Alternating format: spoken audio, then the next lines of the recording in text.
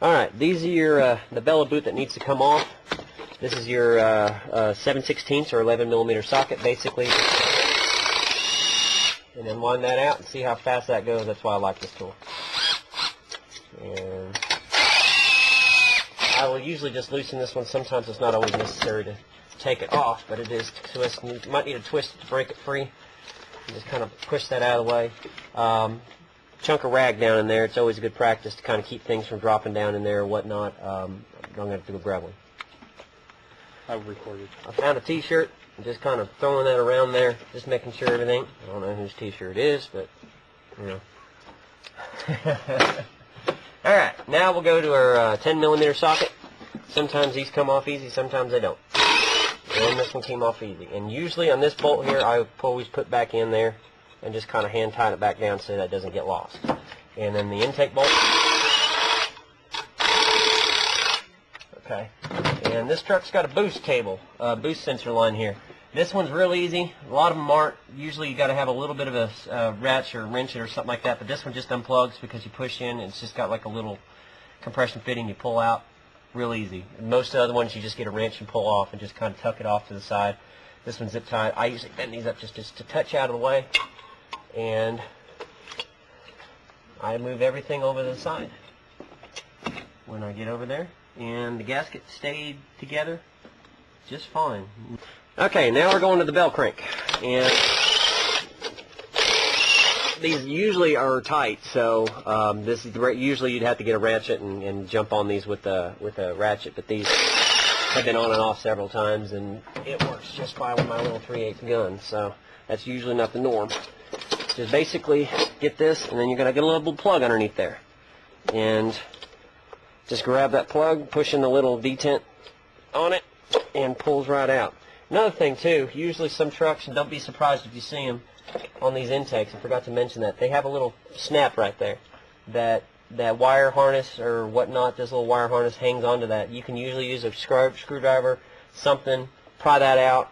You can break them, you don't have to put them back if you want. If it works out well for you and it stays intact, put it back on. They usually just get in the way. Nothing you want to worry about too is watch that positive terminal light almost hit. These usually tend to scare you a little bit. Nothing really ever happens, just usually sparks. So, and just kind of move this up and out of the way. That's got plastic on it, so it's good to sit around in that terminal. It's probably good to keep that. Pull these bolts out. Just kind of set them up. I put them up on the cow. And again, if you don't want to mess your truck up and you've got a little bolt holder, go for it. I'm not real formal when I do this. To some extent, depends on whose truck I'm working on. Next we got injector line hold down clamps. Now you do not take these little blue tabs, do not take these other ones loose at all. That is a big no-no. And it'll ruin your day whenever you try to go back with it. You can do it, but it will probably add about 2 hours worth of time in your install. Basically all you gotta do is get in here, hit that one there, hit this one here, and hit this one. This one holds down too. And again, I'm using my gun. You can use a ratchet. It's not really needed or whatnot. And notice I also put a little piece of paper over the intake, just to keep things from getting in there since you're working back and forth. Now you got these little 10mm bolts. You don't want to lose these. And I usually stick them up right next to right there. And just kind of run everything all right in a row what I'm using. Alright, now we're down to injector lines and pump lines. I usually take the connector loose for the VP-44. Don't have your key on when you do this. You're going to set all sorts of codes off. Not that you haven't already set codes off already with PO216, but it lights up like a Christmas tree if you have it on when you do that.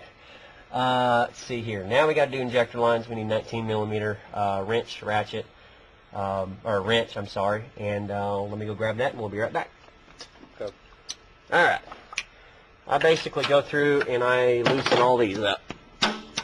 Sometimes they're tight, so you got to kind of work with what you got. And some trucks are nice, and you can pop them loose and undo them by hand. Some trucks you can't, and you got to sit there and you just got to basically work them. Pop them loose like so.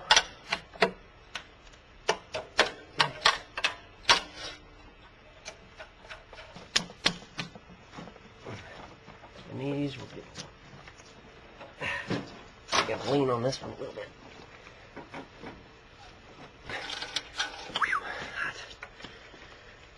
Let's see, last one. This particular truck, I got number 6 loose and off. Not easy, but I got it. It's hot. Now, you got this particular truck has a fast system on it. Basically, you have a line. That's why you don't have a filter inside this space that wouldn't be normally occupied right here. Your stock lift pump would be about right in this area right here. Stock stuff is not much different, except you're just going to have a lot more going on in here. It usually gets in your way, but you can work around it pretty easily.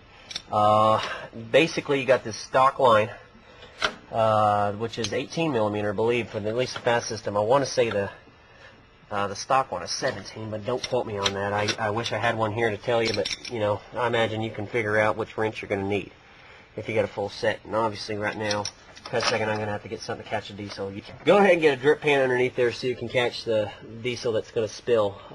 It's going to drain a little bit, so probably wouldn't even know if you're worried about the driveway or whatever you're working on. You might want to get something underneath to catch the residue that comes off. Okay, cut it.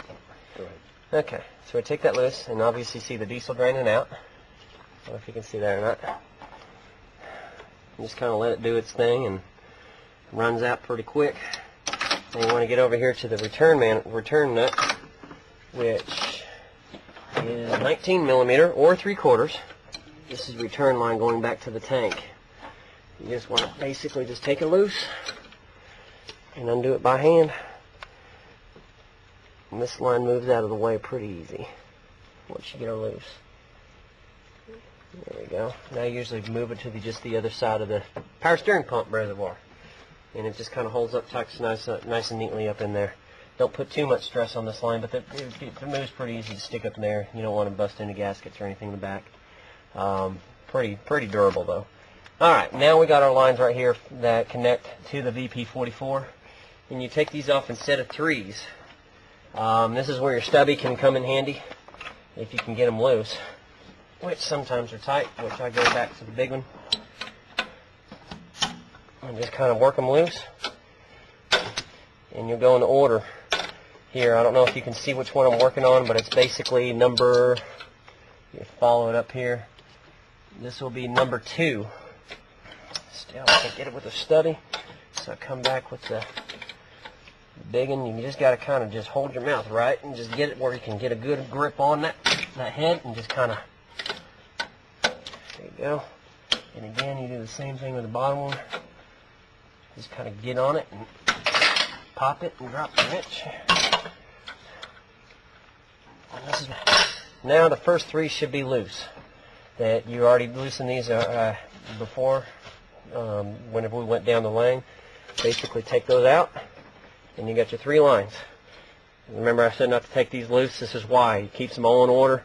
Everything stays the same as far as alignment, and you don't have to guess in which line does what when you put it back in. So that's why. Just basically find you a place to set these down at. Basically, you got your last 3 lines here. Just do the same thing. Go from top to bottom. Just kind of work them loose and just take the last line out. Okay, on these back 3, I forgot about this. This is a little bit different. You want to basically go from the top one to the bottom one next. Do the bottom one second, and then do the middle one third. And that will help you get these out a little bit easier. You just got a little bit more room to get to that bottom one, and then that middle one in the back there. And yeah, made a mistake earlier. It's actually this one you want to take loose, not the back one. That's why it was so hard to get out, because it hadn't been ever loosened. So we're gonna have to put that one back on earlier.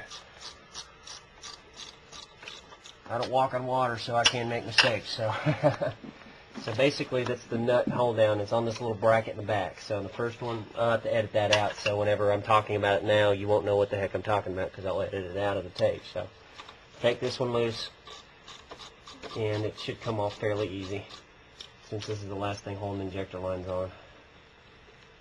Now we can see our pump a little bit better. This is a Bosch VP-44, as it says. It's a reman unit, so this is the second time this pump's been replaced in this truck. So basically, what you got here is you got a couple bracket. You got a bracket underneath there with a couple of bolts going through it that holds onto it. We'll hit those a little bit later. I'm going to concentrate on the front side of this pump now. So let me go get the tools that's needed, and we'll get back to it.